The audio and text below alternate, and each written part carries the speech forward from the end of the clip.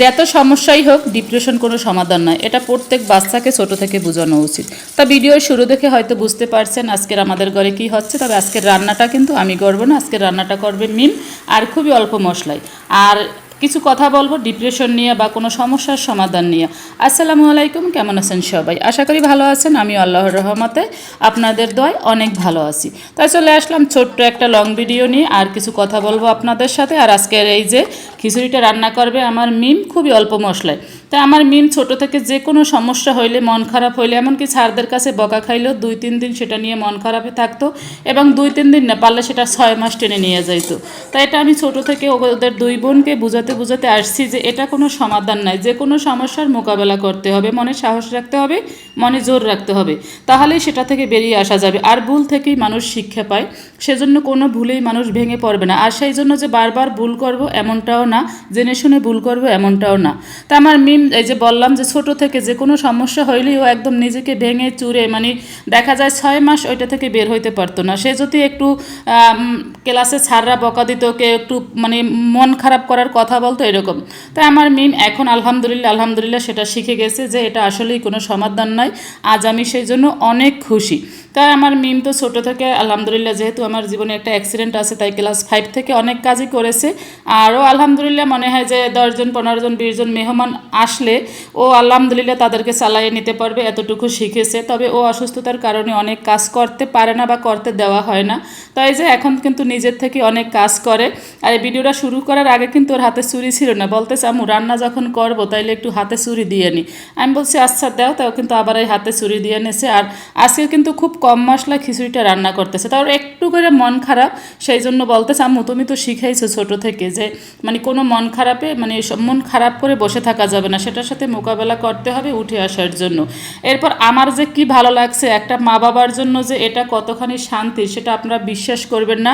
আর আমি বলবো আপনাদের বাচ্চাদেরকেও শিখাবেন যে মানে যে সমস্যা হোক, জীবনে যাই হোক, ভুল তোমরা করবা না, ভুল পথে যাবা না, এটা শেখাবো। অ্যাক্সিডেন্টলি কোনো ভুল বা কোনো সমস্যা হয়ে গেলে সেটা আমাদের হাতে কিছু করার থাকে না। তাই সেটা থেকে উঠে আসতে হবে, সেটা থেকে মনে জোর রাখতে হবে যে এখান থেকে আমাকে বেরাতে হবে। এটা দিয়ে মানে এটা নিয়ে বসে থাকলে কোনো সমাধান না। তাই আলহামদুলিল্লাহ এতদিন আমার মিম সেটা শিখছে, সেটা নিয়ে আমার মনটা আজকের অনেক খুশি। মিমের এখন ছোটোখাটো বা বড়সড় কোনো সমস্যা হইলেও সেটাও সমাধান করতে পারে আলহামদুলিল্লাহ। সেটা একদম ওই আগে তো কথা বলা বন্ধ করে দিত, দেখা যাইতো বন্ধু বান্ধব কারোর সাথে কথা বলতো না, চুপচাপ হয়ে যাইতো, এরকম একটা ব্যাপার স্যাপার হইতো। যাচ্ছে না কোনো রকম যে ক্লাসে দেখা যায় কারো থেকে একটু মার্ক কম পাইছে বা রেজাল্ট একটু মানে তুলনামূলক খারাপ করছে, তখনও একদম মানে নিজে শেষ হয়ে যাইতো, মানে মনের জোরটা রাখতে পারতো না। এখন সেটা শিখে গেছে। বা সংসারের কোনো সমস্যার কারণে বা মা বাবার কোনো অসুস্থতায় ও আগে একদম এটা নিয়ে বেশি টেনশন করতো যে কী হবে।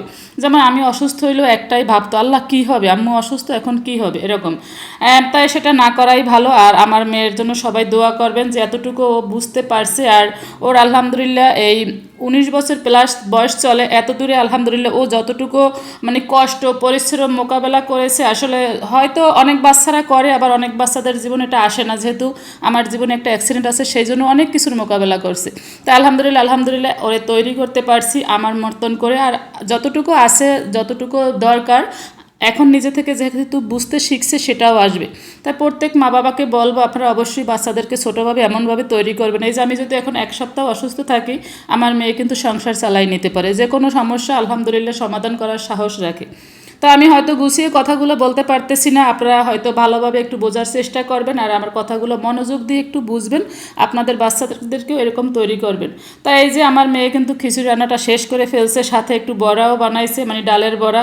খেতে যে কি ভালো হয়েছে, আজকের খুব অল্প মশলায় ও রান্না করছে, মানে ঘরে সব ধরনের মশলা নাই। তারপরে আমি আবার ডিম ভেজে দিলাম, এটা কিন্তু ছিল সকালে, কারণ ডিম ভেজা দিয়ে খিচুড়ি খেতে খুবই পছন্দ করে। তবে সকালে ওই রাতে ডিম ছিল না, তাই সকালে এই যে আমি আবার ডিম ভেজে। আর ও কাজ করতে করতে একটা সমস্যাও করে ফেলছে আবার, মানে কাজ করার মাঝখানে একটু ফ্যানের বাতাস খেতে আসছে রুমে, তখন ও দেখা যায় যে একটা স্ট্যান্ডের সাথে একটা গ্লাস আছে, গ্লাসটার সাথে বাজাই একদম কতখানি মানে কেটে ফেলছে রান থেকে। তা দোয়া করবেন সেটার জন্য আলহামদুলিল্লাহ। মানে কিছু করার নাই, বিপদ আসলে সেখানে আমাদের আলহামদুলিল্লাহ বলা উচিত, কারণ এটা আল্লাহর পক্ষ থেকে আসে, আল্লাহ দিছে বলে হয়েছে। তো এখানে মন খারাপ কিছু করার নাই। সকালে যাই এটিএস মেরে আসছে, এখন এই যে আমি ডিম টিম বেজে ওরে আর কি খিচুড়ি খেতে দিয়েছি। আর কি করব, আমার মেয়েটা একটু তাড়াহুড়ো করে বেশি সব কাজে। আলহামদুলিল্লাহ আস্তে আস্তে এটাও ঠিক হয়ে যাবে।